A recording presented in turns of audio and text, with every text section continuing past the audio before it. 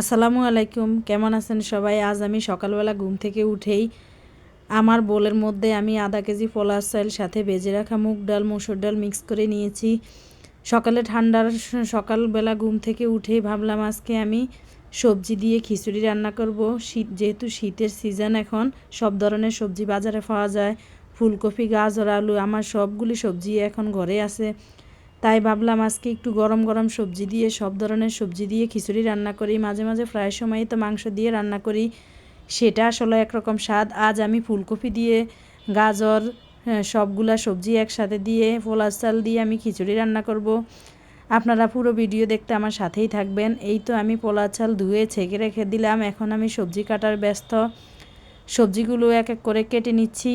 যা যা সবজি দিব আমি সবগুলো কেটে ধুয়ে পরিষ্কার করে নিব। আসলে আমাদের পরিবারে ভালো হোক খারাপ হোক, যে কোনো খাবারই কোনো কিছুকে ছোট না ভেবে সব কিছু আপনি আপনার মনের মতো করে যথেষ্ট উপকরণ দিয়ে রান্না করে খেয়ে দেখবেন, কোনো কিছুর স্বাদই আসলে কম নয়।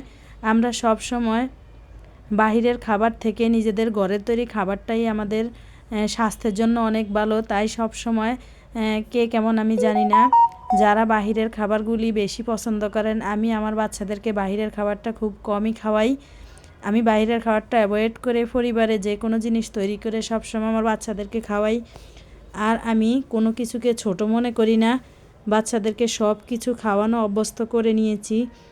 যেহেতু সময় ভালো খারাপ সব কিছু নিয়ে মানুষের পরিবার সময় মতো সব কিছু খেতে হয়।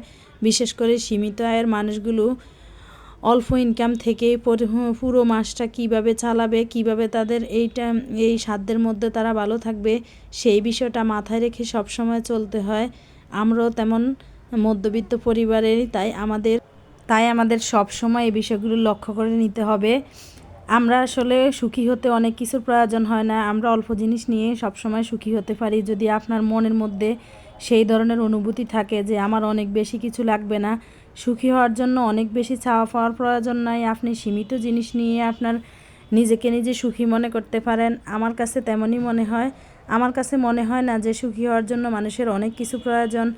আমি যখন যা হাতের কাছে পাই সেভাবেই সেটা নিয়ে আমি নিজেকে সুখী মনে করি।